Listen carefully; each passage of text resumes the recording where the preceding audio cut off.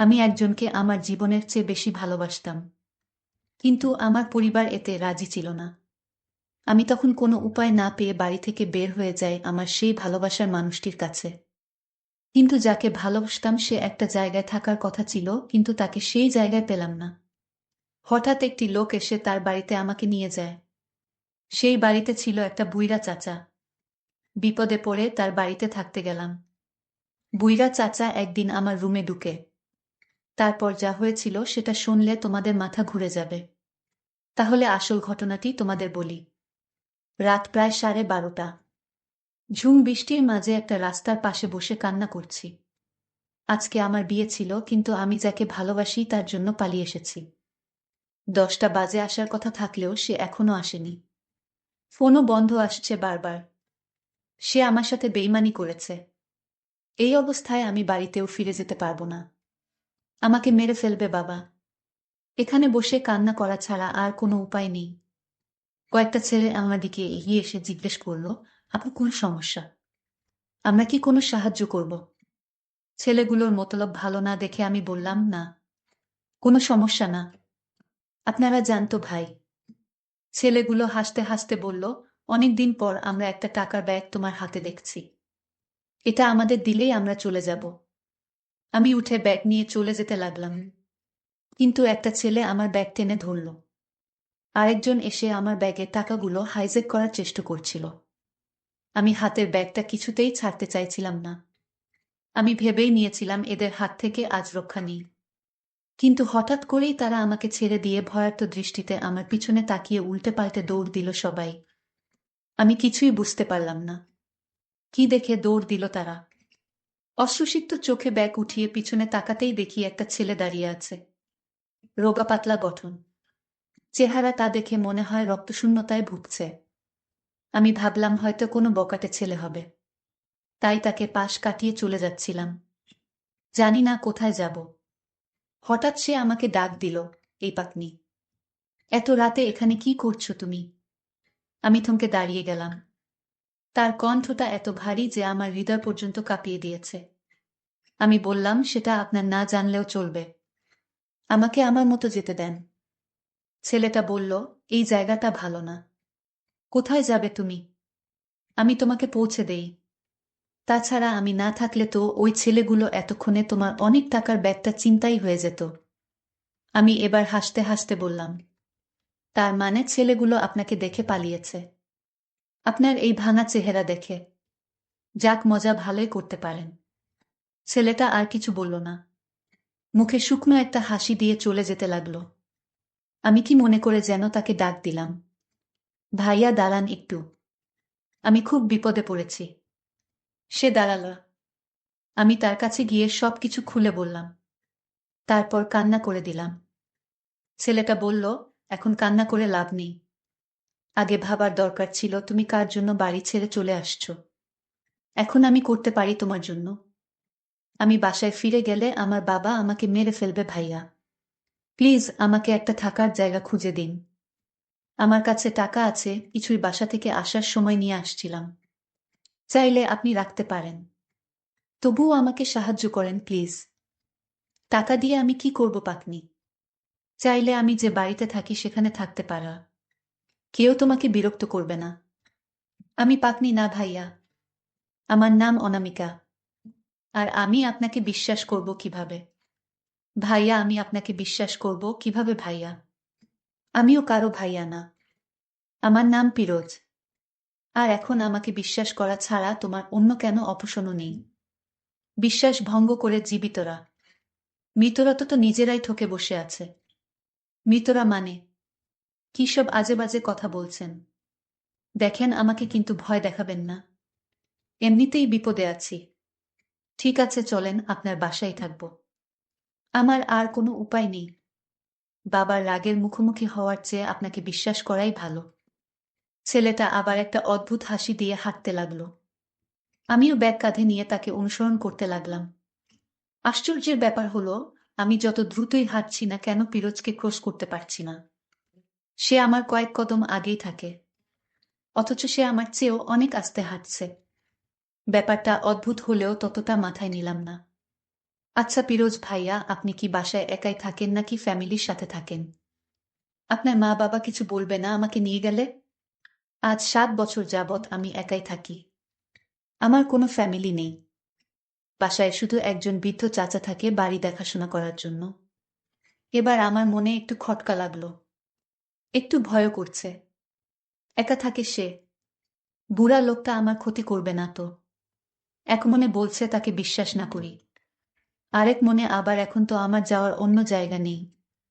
দেখি না গিয়ে কি হয়। টিভিতে রেসলিং দেখে অনেক টেকনিক শিখছি। আমায় ক্ষতি করার চেষ্টা করলে রেসলিং দেখিয়ে দিব। ছেলেটা আমাকে অবাক করে দিয়ে হাসতে হাসতে বলল, রেসলিং ছোটবেলা আমিও অনেক দেখেছি। তবে নিশ্চিত থাকেন আমার সাথে কোনো রেসলিং দেখানোর প্রয়োজন পড়বে না। আমি অনেক ভালো ছেলে। আমি তো হয়ে গেলাম। আমি তো এগুলো মনে মনে ভাবছিলাম, তাহলে সে শুনল কিভাবে? তার এমন অদ্ভুত আচরণ আমাকে ভয় পাইয়ে দিচ্ছে। পিরোজ ভাইয়া, আমি তো এগুলো মনে মনে ভাবছিলাম, তাহলে আপনি জানলেন কিভাবে? এবার সে হাঁটা বন্ধ করে আমার দিকে তাকিয়ে বলল, ম্যাজিক। আমি এমন অনেক কিছুই জানি যা তোমরা জানো না। তবে আমি যা জানি তা দিয়ে কারো ক্ষতি করি না কখনো, আবার উপকারও করি না। এই বলে সে আবার হাঁটা শুরু করল। একবার ভাবলাম পিছন থেকে পালিয়ে যাই। ছেলেটা বেশি সুবিধার মনে হচ্ছে না। কেমন অদ্ভুত অদ্ভুত কথা বলছে। এসব ভাবতে ভাবতেই সে একটা বিল্ডিং দেখিয়ে বলল, ওই যে 4 তলা বিল্ডিংটা দেখছা, আমি ওইখানেই থাকি। তুমি যাও বাড়িতে, সেখানে সেলিম চাচাকে পাবে।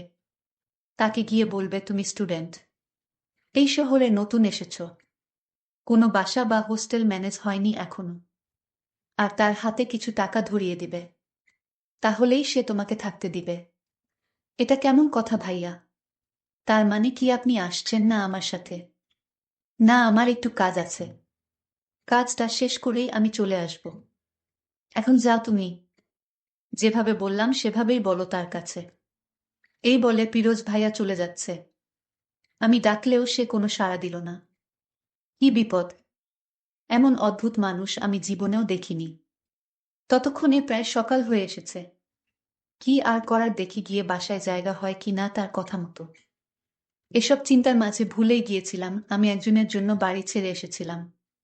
মনে পড়তেই আবার কান্না চলে আসলো। কি করলাম আমি এটা? কয়দিন এভাবে লুকিয়ে থাকব? আমার কি কখনো আর বাড়িতে ফেরা হবে না? বাবার রাগকে অনেক ভয় পাই। বাবা সত্যিই আমাকে মেরে ফেলবে বাসায় ফিরলে। ভাবতে ভাবতে ওই বাসার সামনে চলে আসালাম। দেখলাম একজন বৃদ্ধ লোক সাদা পাঞ্জাবি গায়ে ছাদে দাঁড়িয়ে আছে।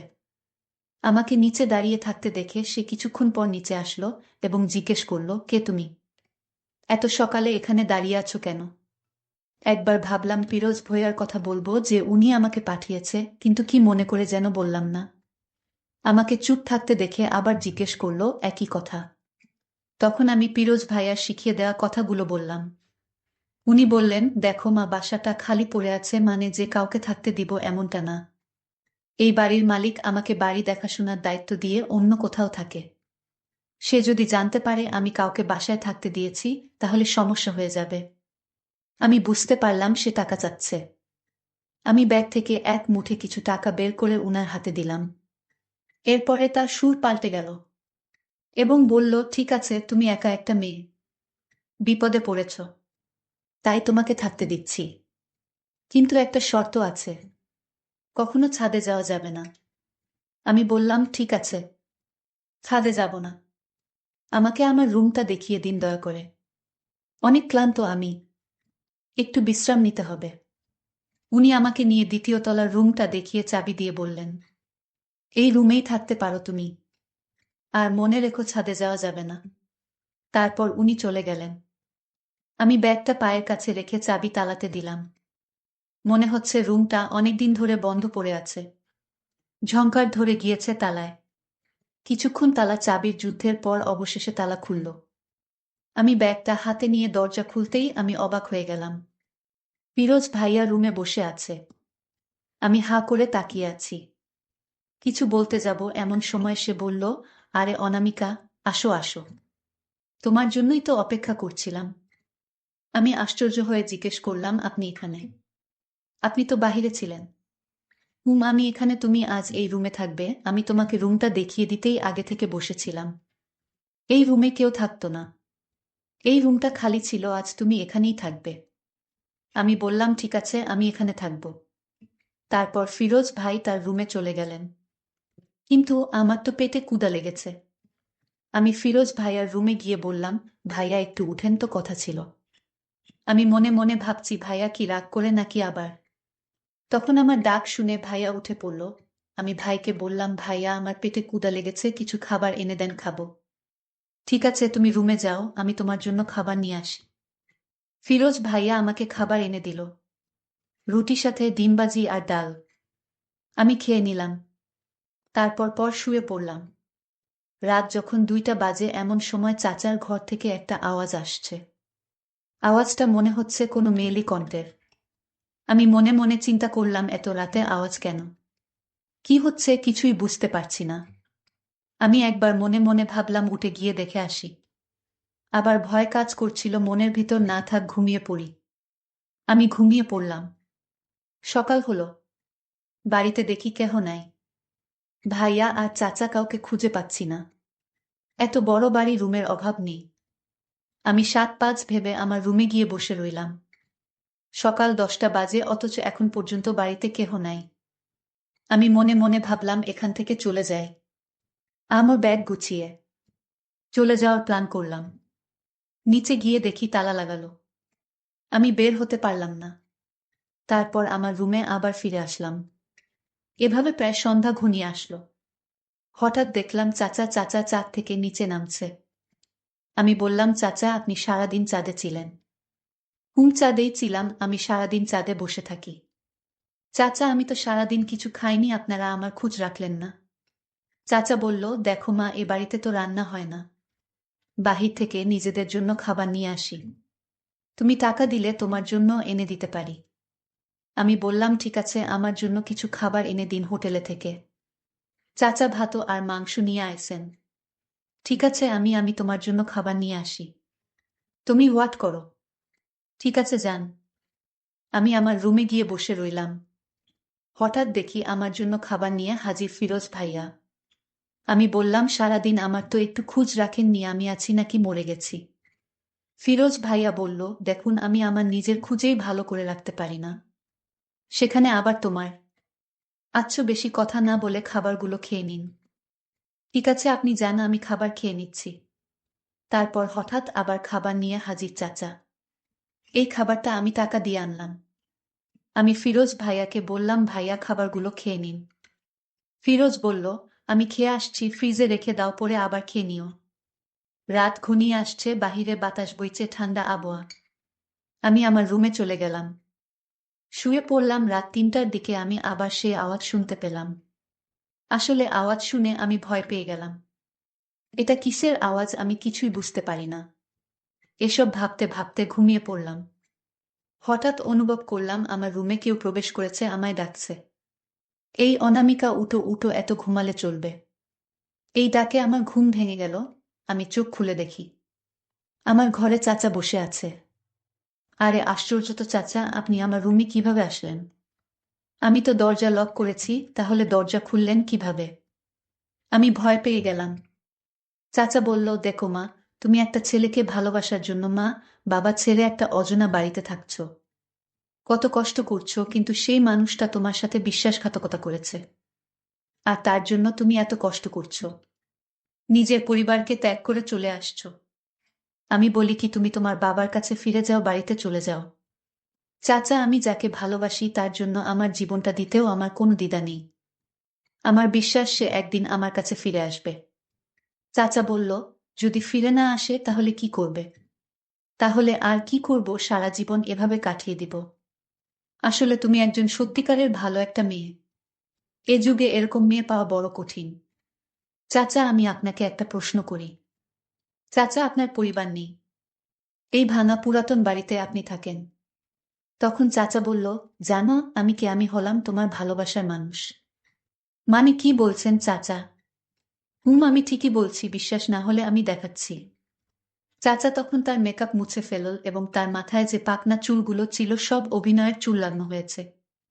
চুল যখন মাথা থেকে সরিয়ে ফেল, তখন আমি চমকে উঠিয়া তো দেখি আমার সিফাত মানে আমি যাকে ভালোবাসতাম সেই আমার চাচা। মানে আমার সাথে চাচার অভিনয় করছে। আমি তাকে একটা থাপ্পড় মেরে জিজ্ঞাস করলাম, কেন তাহলে আমার সাথে এই অভিনয় করলে আমাকে কষ্ট দিলে? সিফাত বলল, তোমার সম্পর্কে কিছু কথা শুনেছিলাম। আমার বন্ধু বলল, এখনের মেয়েরা সত্যিকারে প্রেম করে না, যা বলে মুখে মুখে। তোমার কথাও বলেছিল তুমি আমায় নাকি সত্যি ভালোবাসো না। তখন আমার বন্ধুর সাথে বাজি ধরে বললাম, দেখতে চাস আমার অনামিকা আমার জন্য কি করতে পারে? তাদের সাথে আমি বাজি রেখে তোমার সাথে চাচার অভিনয় করে আমার বন্ধুকে দিয়ে এই বাড়িতে নিয়ে আসলাম এবং তোমার ভালোবাসার পরীক্ষা নিচ্ছিলাম। তুমি জিতে গেলে অনামিকা। আর রাতে আমার রুমে তুমি যে আওয়াজটা শুনতে সেটা তোমাকে ভয় দেখানোর জন্য আমি টিভি ছেড়ে দিতাম। আর টেলিভিশন থেকে অদ্ভুত আওয়াজটা আসতো। এই কথাগুলো বলতে বলতে আমি লক্ষ্য করলাম তার চোখ দিয়ে পানি পড়ছে। আর তুমি রাস্তায় যে বিপদে পড়েছিল সেটা আমার লোকজন দিয়ে অভিনয় করিয়ে আমার কাছে তোমাকে নিয়ে আসি। অনামিকা বলল, সবই বুঝলাম। আমার ভালোবাসার পরীক্ষা নিচ্ছিলে আর কিছু পরীক্ষার বাকি আছে। আচ্ছা চলো দুজনে আমার বাড়ি ফিরে যাই।